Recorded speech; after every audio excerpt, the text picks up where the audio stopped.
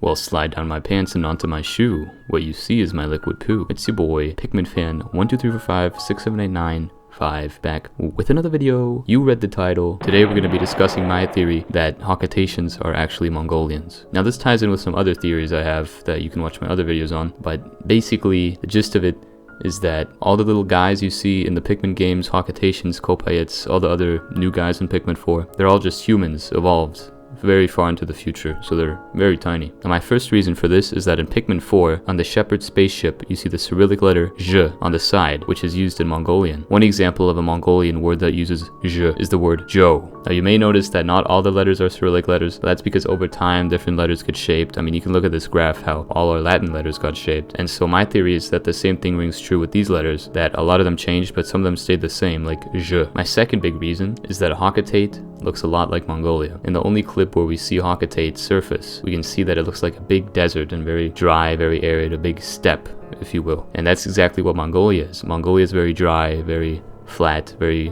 wide and open, just like Hocotate. So it makes sense that the Mongolians of the past, well, in terms of Pikmin, moved to Hocotate, and then they evolved into tiny little people. Which brings me to my next point, is that it just doesn't make any sense that these people just exist, right? Because convergent evolution is a thing, right? Different species can evolve the same things. For example, birds and bats both have wings, but their wings are very different, and their whole body is just completely different. It's not the same, like they have beaks and the other ones don't have beaks. And they're not the exact same thing, but when you look at Hocotatians and other species like this and compare them to humans, you see a lot of similarities. So we must be at least somewhat related, right? Because if they evolved on those different planets, there's no way in a million years that all these different species would have had 2 legs and 2 arms and a nose and 2 eyes and hair on their head. It just doesn't make any sense. They have to come from humans. Now my theory is, this ties into my Sparklium theory and my Ochi theory too, is that the Mongolians left Earth and all the other planets they colonized, because we know they colonized more planets. If we take a look at Hey Pikmin, we know that's on a different planet, and so at some point they probably just got bored and they wanted to be tiny people or something, so they moved to these other planets like Koppai, Hocotate, and they just continued civilization there. And that ties in with my Sparklium theory, if you haven't seen that video. But basically Sparklium is a thing they coded everything in, so that when the Hocotatians return, that they can explore it and everything's still intact. So they basically left because they were bored and left their planet filled with Sparklium, and they also took some dogs with them. Watch my video on the origin of Ochi. And yeah, they colonized some other planets, became little people, and now thousands or maybe millions of years later they're coming back and they're exploring these planets again